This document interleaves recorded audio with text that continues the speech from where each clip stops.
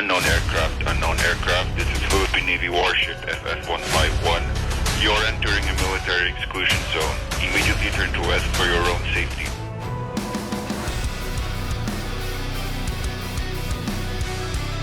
How do you stand firm against a giant in your backyard? This is the question facing the Philippines as it confronts China's growing assertiveness in the South China Sea. In a region where fishing boats are shadowed by warships and reefs transform into military bases overnight, the stakes couldn't be higher. Against this backdrop, U.S. Defense Secretary Pete Hegseth made an urgent call to his Philippine counterpart, Gilberto Teodoro Jr., reaffirming Washington's ironclad commitment to their mutual defense treaty. The call wasn't just diplomacy, it was a lifeline in a region where power plays often dictate survival.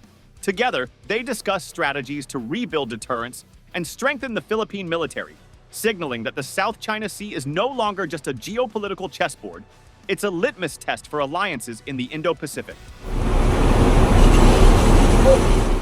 It started with a water cannon and a flash of green light. In August, a Chinese Coast Guard vessel blocked a Philippine resupply mission in the South China Sea, deploying military-grade lasers to temporarily blind Filipino sailors.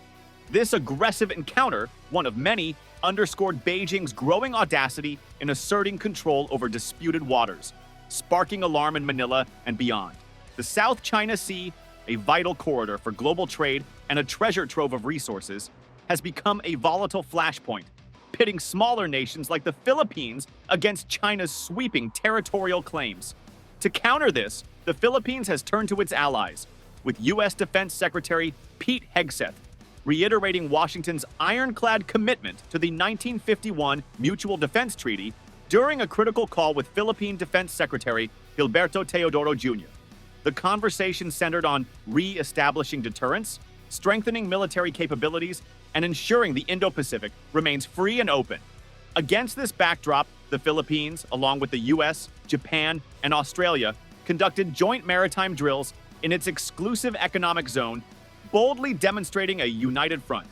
But as tensions escalate, one question looms large. How far are these alliances willing to go to uphold the rules-based order in the South China Sea?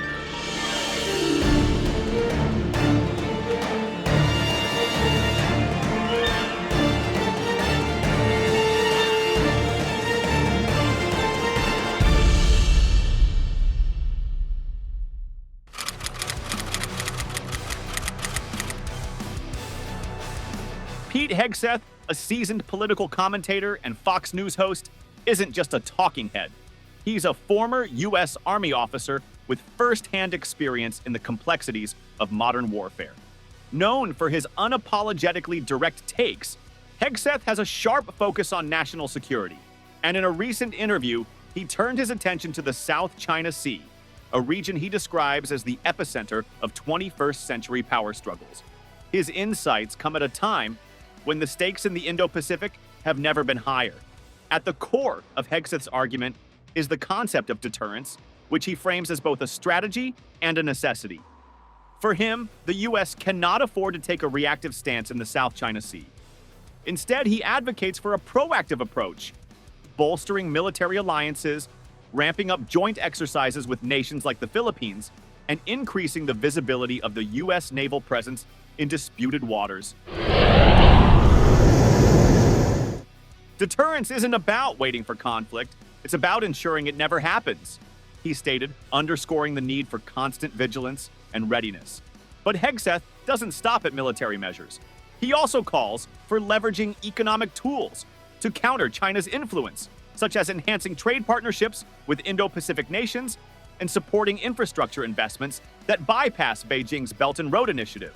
A strong economy underpins a strong defense, Hegseth remarked, highlighting that building resilience in the region requires more than just battleships and fighter jets. For Hegseth, the message is clear. Without a robust strategy that combines military, economic, and diplomatic efforts, the U.S. risks losing not just its influence in the South China Sea, but its standing as a global leader. As he put it, deterrence isn't just a policy, it's a commitment to allies, a signal to adversaries, and a promise to future generations that freedom will prevail. These companies are announcing over $1 billion of U.S. investments, including creating educational opportunities to over 30 million Filipinos.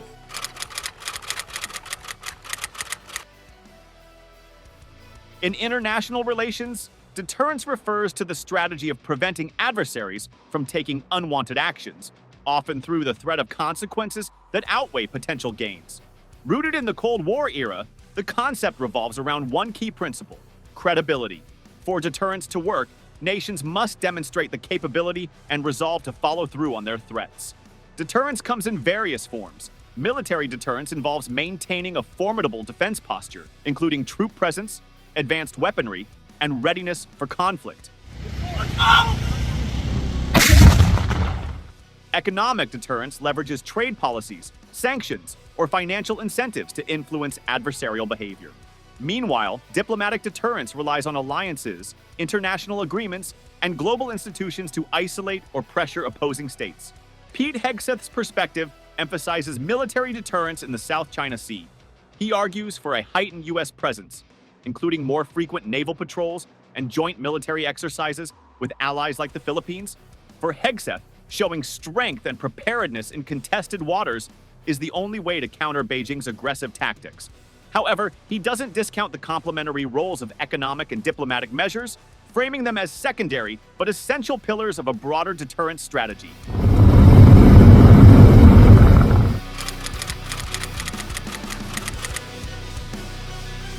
Security analysts and international relations experts are divided on the effectiveness of deterrence in the South China Sea.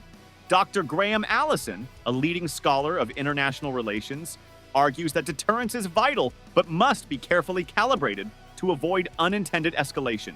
He supports the idea of increased U.S. naval operations, but warns that over-militarizing the region could provoke China into more aggressive actions, potentially destabilizing the Indo-Pacific further. In contrast, Dr. Oriana Schuyler Mastro, a China expert, contends that military deterrence alone may not suffice. She emphasizes the need for economic and technological deterrence, such as limiting China's access to critical technologies and supporting regional trade agreements that exclude Beijing. This approach aligns with the broader U.S. Indo-Pacific strategy, but diverges slightly from Hegseth's military-first focus. Interestingly, both analysts agree with Hegseth's point on credibility. Deterrence is only effective if U.S. allies, especially the Philippines, believe in Washington's commitment. The recent joint maritime drills involving the U.S., Japan, Australia, and the Philippines were a step in this direction, sending a unified message to Beijing.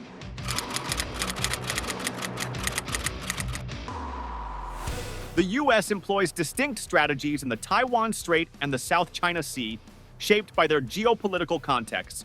In the Taiwan Strait, U.S. policy emphasizes strategic ambiguity, deliberately keeping its response to a potential Chinese invasion unclear. This approach, combined with robust military aid to Taiwan and a strong naval presence, aims to deter Beijing without crossing the line into provocation. Frequent arms sales, including advanced missile systems and fighter jets, demonstrate Washington's commitment to Taiwan's defense. Conversely, the South China Sea sees a more collaborative and alliance-driven strategy. Here, the U.S. conducts freedom of navigation operations, phone ops, and joint military exercises with allies to challenge China's sweeping territorial claims. Unlike the Taiwan Strait, the focus in the South China Sea is on maintaining a rules-based international order rather than defending a specific partner. The difference lies in the stakes. Taiwan represents a clear red line for both Beijing and Washington, given its strategic importance and democratic identity. In the South China Sea, the U.S. faces a broader challenge, countering China's incremental advances without alienating regional allies or risking open conflict. As a result, deterrence in the South China Sea leans more heavily on partnerships and coalition building, whereas in the Taiwan Strait, it revolves around direct military support and readiness. Hegseth's emphasis on deterrence underscores the urgency of maintaining stability in a region where the balance of power is shifting rapidly. While experts may debate the best approach, military, economic, or diplomatic, the consensus is clear. The U.S. cannot afford to step back from its leadership role in the Indo-Pacific. Whether in the Taiwan Strait or the South China Sea, the effectiveness of deterrence will depend on credibility, coordination with allies, and the ability to adapt to a rapidly evolving geopolitical landscape. President Ferdinand Marcos Jr. has made it unequivocally clear that the Philippines will not yield its territorial claims in the South China Sea. We will just continue to defend our sovereign territory and our territorial rights in the EEZ, Marcos recently stated, underscoring his administration's commitment to safeguarding national sovereignty. Let's make a deal with China. Stop claiming our territory. Stop harassing our fishermen and let them have a living. Stop ramming our boats. Stop water cannoning our people. Stop firing lasers at us. And stop your aggressive and coercive behavior. This declaration comes amid increasing reports of Chinese vessels harassing Filipino fishermen and violating the country's exclusive economic zone, EEZ. Marcos's pledge is significant as it signals a more assertive stance compared to previous administrations. By emphasizing the continuous defense of the country's 200 nautical mile exclusive economic zone, Marcos aims to reassure both domestic and international stakeholders of the Philippines' resolve. This pledge also supports the nation's alignment with allies like the United States, demonstrating Manila's readiness to act as a key player in maintaining a rules-based order in the South China Sea. Since the threat has grown, we must do more to defend our territory. Despite its strategic location and long coastline, the Philippines has historically faced challenges in modernizing its military. For 2024, the country's defense budget stands at approximately $4.8 billion, a modest figure compared to neighboring nations like Indonesia and Vietnam. This budget includes funds for acquiring naval assets, enhancing air defense systems, and modernizing its Coast Guard fleet. The Philippine Navy operates a mix of aging and newly acquired vessels, including guided missile frigates like the BRP Jose Rizal. However, it lacks submarines or a robust fleet to fully monitor the vast South China Sea. The Philippine Air Force has begun incorporating multi-role fighters, but its capabilities remain limited compared to China's advanced air fleet. The Philippine Coast Guard, PCG, has emerged as a frontline defender in the South China Sea, receiving investments in patrol ships and surveillance equipment. The Philippines is increasingly relying on alliances to bolster its defense posture. Under the Enhanced Defense Cooperation Agreement with the United States, the Philippines has granted access to key military bases, enabling faster deployment of U.S. forces if tensions escalate. Additionally, joint drills with allies like Japan and Australia aim to enhance interoperability and strengthen maritime defense. Domestically, the government is focusing on modernizing the PCG to address gray zone tactics employed by China, such as deploying maritime militias and Coast Guard vessels to assert territorial claims without direct military confrontation. Filipino public opinion reflects widespread concern over Chinese actions in the South China Sea. This strong sentiment stems from repeated incidents of Chinese aggression, including the use of water cannons against Filipino vessels and the militarization of disputed features like Mischief Reef. Filipinos largely support diplomatic efforts to resolve the dispute, but there is growing recognition that stronger alliances and a credible defense strategy are necessary to counter Beijing's actions. At the same time, there is skepticism about relying too heavily on the United States. While many Filipinos view the U.S. as a key ally, some worry about becoming overly dependent on foreign powers, advocating instead for a balanced approach that combines self-reliance with strategic partnerships. The recent joint maritime drills involving the United States, Japan, Australia, and the Philippines in the South China Sea underline a clear shift in regional security dynamics. Conducted within the Philippines' exclusive economic zone, EEZ, these exercises were designed to improve the interoperability of participating forces and demonstrate their shared commitment to a rules-based maritime order. The drills included advanced naval maneuvers, search and rescue operations, and maritime surveillance activities. With destroyers, frigates, patrol vessels, and unmanned aerial systems in play, the exercises showcase the increasing sophistication and coordination among these allies. These drills send a strong message to China and the broader international community. By conducting such operations in contested waters, the participating nations signal their willingness to defend freedom of navigation and uphold international law. Notably, the involvement of Japan and Australia, countries without direct territorial claims in the South China Sea, highlights the global importance of the dispute, reframing it as a matter of international security rather than just a regional issue. Regional alliances have also grown stronger in response to China's assertive behavior. The U.S.-Philippines Mutual Defense Treaty, MDT, dating back to 1951, has become even more critical, with expanded military cooperation under the Enhanced Defense Cooperation Agreement. This provides the U.S. with access to strategic Philippine bases, allowing for rapid deployment of forces in the event of a crisis. Partnerships with Japan and Australia have deepened, with Japan pledging maritime patrol vessels and Australia signing a strategic partnership agreement with Manila. Together, these alliances enhance the Philippines' ability to counter Chinese aggression while promoting collective deterrence in the region. These alliances are not without complications. While they bolster the Philippines' security, they also risk escalating tensions with China, which views such collaborations as a direct threat. Balancing these partnerships while maintaining ASEAN unity and avoiding over-reliance on the United States remains a delicate challenge for Manila.